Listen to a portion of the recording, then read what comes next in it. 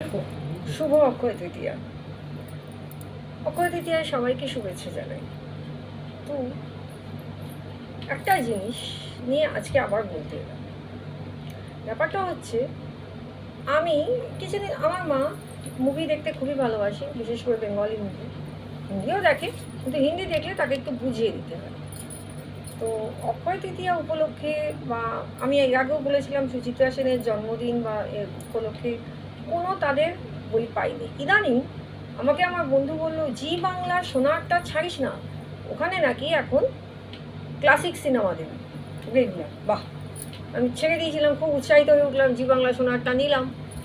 ও বাবা, কি দেখা গেল জানেন? ক্লাসিক সিনেমা দিচ্ছে, কিন্তু রাত্রি 11টা থেকে, আইদার রাত্রি 11টা, অন্যয় রাত্রি 10টা। তার মানে সারা দিন সারা সিনেমায় আপনার প্রসেনজিৎ, মানে আমাদের চলমান ইন্ডাস্ট্রি বুম্বা বাবু, সাথে থাকবেন তার ধরোহর বনি দেব আর কৌশানী দেবী, এরকম যাত্রা মার্কা সিনেমা, বাবা কেন চাকর, স্বামী কেন আসামি, একে সারাদিন চলতে থাকবে। অন্যায়ের প্রতিশোধ, অন্যায়ের প্রতিবাদ, ইত্যাদি ইত্যাদি সব বই সারাদিন। পরে রাত্রি 10টা, সাড়ে 10টায়, 11টায় গিয়ে উত্তম কুমার, সৌমিত্র চ্যাটার্জির জন্য একটু টাইম পাওয়া গেছে, টাইম দিচ্ছে দয়া করে জি বাংলা শোনা। ঠিক মেনে নেওয়া গেল না, শোনারটা ছেড়েই দিলাম। কারণ অত রাত্রে আমার অসুস্থ মা সিনেমা দেখতে বসে ও সিনেমা মুভি শেষ করতে পারবে না, তো বেকার দরকার। তো মানে এই মুহূর্তে এমন অবস্থা, আপনি যদি স্বর্ণযুগের সিনেমা দেখতে চান, তাহলে কোনো মুভি, কোনো চ্যানেল আপনাকে সত্তা দিচ্ছে। এই একটু আগে আমি এসে দেখলাম মা একটা সিনেমা খুলে বসে আছে, বলছে কী যে দেখাচ্ছে আমি কিছু বুঝতে পারছি না, কিন্তু বন্ধ কর। কি দেখলাম, দেব আর নুসরত দৌড়াদৌড়ি করে বেড়াচ্ছে, কী সিনেমাকে জানে, নামটা খেয়াল করিনি। মানে ও মা নিতে পারছে না, বলছে মাথাটা ঝনঝন করছে, চোখটাও কেমন করছে, বন্ধ কর। ঠিক আছে। তার আগে দুপুরবেলা মা বিদ্যাসাগর সিনেমাটা দেখলো, পাহাড়ি সান্যালে, অসাধারণ মুভি। ওটা দেখার পরে মা এটা নিতে পারিনি, মাথা ঝনঝন করে গেছে মায়ের। মানে স্বর্ণযুগের সিনেমা বলতে এখন আপামর দর্শকের একটাই চ্যানেল ভরসা, সেটা হচ্ছে গিগি বাংলা।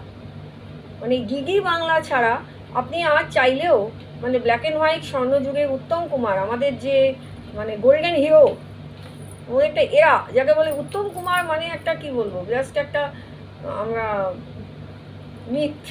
আর মহানায়িকা সুচিত্রা সেন, মানে আমাদের মতো মেয়েদের, আমি বিশেষ করে সুচিত্রা সেনের স্টাইলও নকল করার চেষ্টা করি।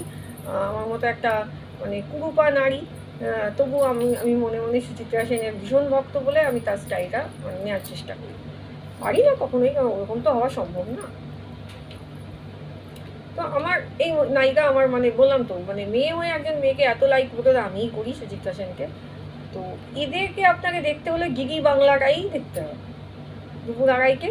আর এখন ভোটের জন্য শনিবার দিন শনি রবি 8:30টার সময় যে সিনেমাটা দেয়, ওটা বন্ধ আছে।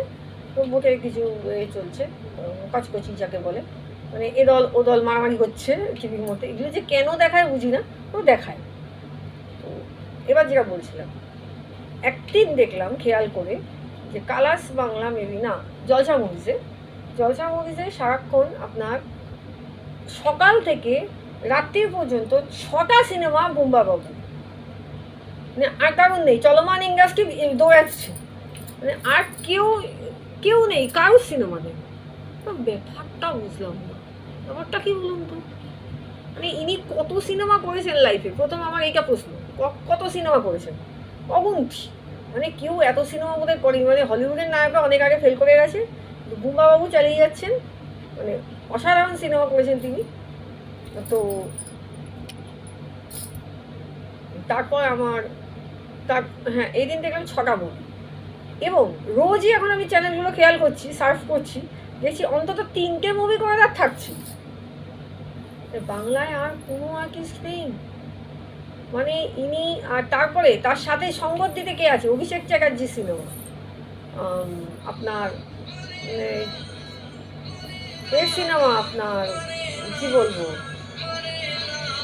বনির সিনেমা, যেটা মানে নেওয়া যায়। বনি তো মানে না, আশেপাশে পাড়ার রক তো এখন আর নেই। ওই ফ্ল্যাটের সামনে যে কিছু থাকে, ওই বেঞ্চি মতো বানানো থাকে, ওখানে দেখবেন কিছু ছেলে বসে বসে আড্ডা মারে, গাঁজা সিগারেট খায়, চেহারা দেখবেন ওরকম। আপনি আপনার আশেপাশে খেয়াল করলে ওরকম চেহারা দেখতে পেয়ে যাবেন। মানে এরা বাংলা বইয়ে এখন ইন্ডাস্ট্রি চালাচ্ছে। আগের দিনে আমি একটা ভিডিওতে বলেছিলাম না, ককপিট সিনেমাটা দেখে আমার মা একটাই কথা বলেছিল, এই জন্য বাংলা বই চলে। এবারে আমি আরেকটা জিনিস খেয়াল করলাম, আচ্ছা 2002 থেকে মোটামুটি এখনো পর্যন্ত জিৎ বাংলা বই বেশ ভালো ভালো সিনেমা দিয়েছে বাংলায়। একটা কথা বলুন তো, জিতের সিনেমার এত কম প্রচার কেন? কেউ বলতে পারবে? না আমি বলতে পারছি না, সরি, খুবই কম। এবং জিতের ভালো ভালো সিনেমাগুলো তো প্রায় দেখাই না।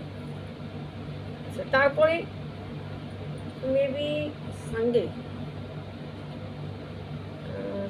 তো না, স্যাটারডে মেবি কালাস বাংলায় জিতের দুটো বই পরপর এসেছিল। একটা দেবের সাথে, দুই পৃথিবী, আর একটা হচ্ছে আপনার সেই বইটা মা আর আমি দেখলাম, ওয়ান্টেড। মানে একটা জিনিস, আবার একটা জিনিস খেয়াল করলাম, ওয়ান্টেড সিনেমাটা প্রথম থেকে শেষ পর্যন্ত বসে রেখে যাচ্ছে। মানে বেঙ্গলি, মানে আপনি ক্রাইম থ্রিলারের সাথে পারিবারিক জীবন মিশিয়ে যে জিনিসটা আপনার সামনে প্রেজেন্ট করা হয়েছে ওয়ান্টেডে, এটা আপনাকে বসে ভালো লাগে। আমার মা দেখে একটাই কথা বললো, জিতকে তুমি সুন্দর দেখতে। জিতের সিনেমা মা আগেও দেখেছে, তো এই সিনেমাটা জিতদাকে খুবই সুন্দর লাগছে। মা একটা কথা বললো যে এই সিনেমাটায় জিৎ ভালো অভিনয় করছে শুধু না, আমি একটা কথা তাকে জিজ্ঞেস করলাম, মা এই সিনেমা যদি দেব করতো তাহলে কেমন লাগতো? তো মা একটাই কথা বললো যে না, দেবকে ভালো লাগতো, দেব এত ভালো অ্যাক্টিং করতে পারতো না। তার মানে একজন নিরপেক্ষ ব্যক্তি বললো জিৎ দেবের থেকে ভালো অভিনয় করে। আমি এটা কোনোদিন ক্লিয়ার করে বলিনি, এবার একজন শুনে আজকে ক্লিয়ার করলো। একটা জায়গায় তো জিৎ সবসময় এগিয়ে আছে, স্পন্টেনিয়াস ডায়লগ ডেলিভারি, যেটা তো দেবের একদম নেই। এই জায়গাটা একটা জায়গায় খেয়াল করলাম যে কেন, এটাও আমার কাছে একটা প্রশ্ন। সারা মুভি চ্যানেল জুড়ে এই দুজন নায়কই কেন দাপিয়ে বেড়াচ্ছে, মাঝে মাঝে অঙ্কুশ আর ইসো উঁকি মারে। তাদের বইও তো মানে সিনেমা করেছে, ওগুলো কী করেছে আমার কি জানে, কি জিও পাগলা, তারপরে আরেকটা যেন কি সিনেমা দেখি, কি যেন সব মানে হয়, মানে হজবরল কতগুলো সিনেমা এরকম একটা করে কিছু, মানে ওগুলো সিনেমা, এগুলো দেখায়, মানে টাকা কী করে ওঠে জানা নেই, চলছে। তারপরে আমরা মাথা চেপড়িয়ে হাহাকার করছি, বাংলা ইন্ডাস্ট্রি চলছে না। স্বর্ণযুগের সিনেমাগুলো পর্যন্ত থেকে আমাদের বঞ্চিত করা হচ্ছে। কি বলবো, এই দুঃখ নিয়েই অক্ষয় তৃতীয়া শেষ করলাম। মানে আপনাদের সাথে শেয়ার করলাম, আমি কি ঠিক বলছি একটু ভেবে দেখবেন তো। এই চলমান ইন্ডাস্ট্রি থেকে চলতে দেখতে আর পাচ্ছি না। আমি পাড়ার গব্বাজকে আমি আর দেখতে পাচ্ছি না, পাড়ায় ঘুরলে দেখতে পাওয়া যায়, তাকে টিভিগুলোও দেখতে হবে, কিছু বলার নেই। নমস্কার।